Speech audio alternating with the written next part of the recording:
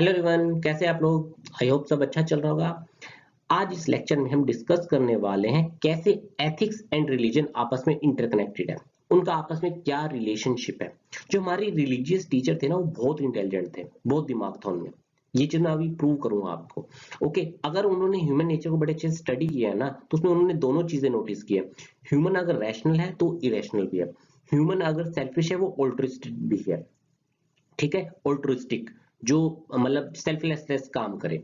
Okay, अब मैं आपको एक एग्जांपल समझाता हूँ, एक नहीं दो तीन एग्जांपल, उससे आपको क्लियर होएगा। और इसका लिंक मैं आपको बाद में दूंगा।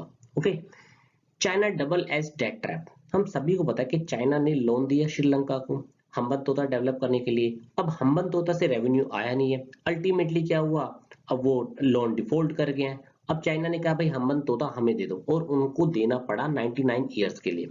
अब आप सोचोगे इसका लिंक क्या है रिलीजन के साथ, बताता हूँ।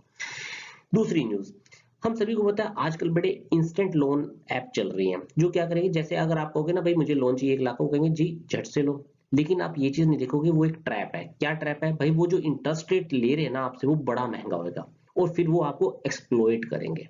ओके, अगेन आप फिर पूछोगे इसका क्या लिंक है, ये भी मैं बताऊंगा। Next, cleanliness and divinity, why goddess Lakshmi prefer pure abodes. हम सभी को पता है, अगर आपको याद हो दिवाली के ऐसे लिखते थे ना, वहां पे हम ये लिखते थे कि भाई रात को हमें बर्तन धो के सोने चाहिए, क्योंकि जो माँ लक्ष्मी है उसी घर में आती है जहां पे साफ सफाई होती है, क्लीनिनेस होती है। ओके, अब ये चीज सोचिए, हम सभी को पता है हाइजीन क्लीनिनेस कितना इंपॉर्टेंट है, कितनी डिसीज इससे खत्म होती हैं। और साथ ही साथ जो रिलीजियस टीचर थे उन्हें ये बात पता थी, जो ह्यूमन है वो बहुत सेल्फिश है, उन्होंने एक सेल्फ इंटरेस्ट दे दिया यहाँ पे। क्यों? क्योंकि मनी तो सभी को चाहिए, पैसा सभी को चाहिए, लेकिन उसके लिए कंडीशन रख दी, भाई पैसा उसी घर में आएगा जहां पे साफ सफाई होगी, उसी घर में आएगा, वरना नहीं आएगा। ओके, तो यहाँ पे एक सेल्फ इंटरेस्ट दे दिया। अब लोग क्या, एटलीस्ट कम से कम धन के लालच में या पैसों के लिए कम से कम सफाई तो रखेंगे, और उससे हाइजीन से क्या होगा, डिसीज कम होंगी। सिंपल सा लॉजिक है। और ऐसे बहुत सारे एग्जांपल दे सकता हूँ। हम सभी को पता है हमारे पेरेंट्स कैसे हमें तंग करते हैं, बेटा सुबह उठो, पाठ पूजा करो। अब देखने में तो हमें बड़ा इरिटेटिंग लगता है, इन रियलिटी अब इसके पीछे लॉजिक देखो। मान लीजिए आप सुबह उठ गए, आपने पूजा कर ली है। अब क्या होगा, अब सर आपका रूटीन सेट हो जाएगा। अब ऐसा तो है नहीं आप वापस कहोगे मैं तो सोने जा रहा हूँ, नहीं। अब आप आपका रूटीन सेट हो गया, आप खाना खाओगे, आप अपने काम पे जाओगे। एक डिसिप्लिन क्रिएट करता है। लेकिन कंपल्शन क्या डाल दी इन्होंने, रिलीजियस कंपल्शन। भाई रिलीजन में लिखा है इसलिए आपको करना पड़ेगा। मैंने जस्ट आपको दो एग्जांपल दिए थे, एक तो इंस्टेंट लोन ऐप का और एक चाइना डेट ट्रैप का।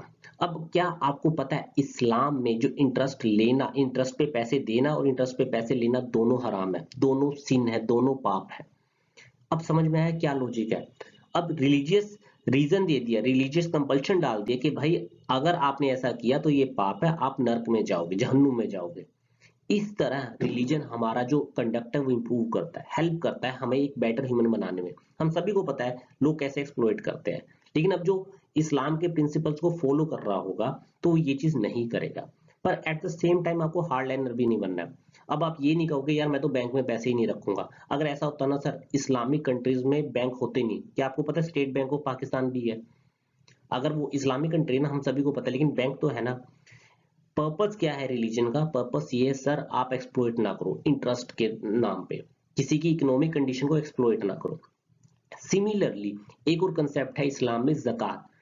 आपको अपनी अर्निंग का एक हिस्सा साल में चैरिटी में देना पड़ेगा। अब कुछ तो अच्छे लोग हैं जो वॉलंटरी दे देंगे, चैरिटी कर देंगे, लेकिन कुछ ऐसे भी तो है जो नहीं देना चाहते। लेकिन इनसे चैरिटी कैसे करवाई जाए?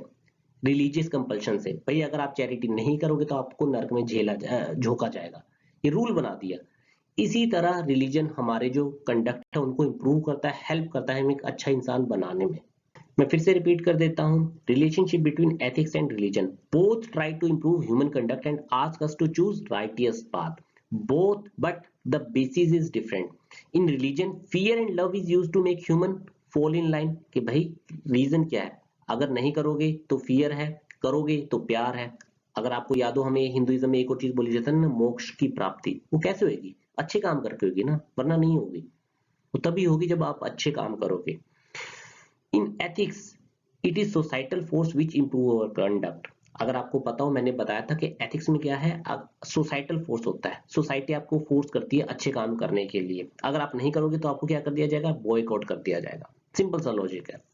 सिमिलरली हर रिलीजन में, क्रिश्चियनिटी, बुद्धिज्म, जैनिज्म, कोई भी रिलीजन उठा लोगे आपको सब में मिलेगा। अब जैसे क्रिश्चियनिटी के 7 डेडली सिन अगर आपको पता हो, ये है एनवी, ईर्ष्या, जलन मत करो, एंगर, गुस्सा, हम सभी को पता है गलत होता है, लस्ट, हिंदुइज्म में, सिखिज्म में, बुद्धिज्म में हर जगह इसको गलत माना गया, लस्ट नहीं होनी चाहिए, ग्लूटोनी, ओवर ईटिंग, ओके, प्राइड, घमंड ना करो, स्लोथ, लेजीनेस, एवरिस, ग्रीड, ये सारी चीजें क्या है, ये सारी की सारी सीन है, अगर आप ये फॉलो करते हो तो ये सही नहीं है। अब ये कर रहे हैं ना हमारा कंडक्ट इंप्रूव, मानो ना मानो वो आपकी इच्छा है, लेकिन एक क्रिश्चियनिटी में ये तो चीज बोल दी ना भाई, अगर कोई ये काम कर रहा है वो पाप है।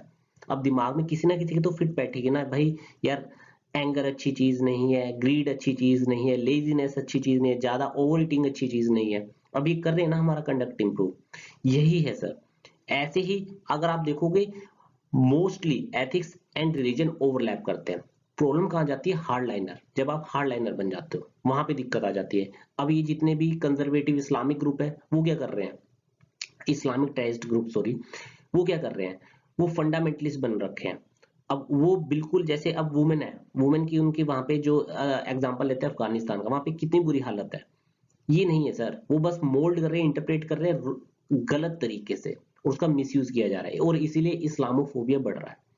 सिमिलरली जैनिज्म की अगर मैं बात करूं, जो ट्रिनिटी बोला जाता है, केएफसी से याद रखता हूं मैं, right knowledge, right faith, right conduct. Similarly Buddhism है, बुद्धिज्म में नॉन वॉयलेंस, टॉलरेंस, इन सब की बात होती है। कोई भी रिलीजन उठा लो आपको ये चीज मिल जाएगी।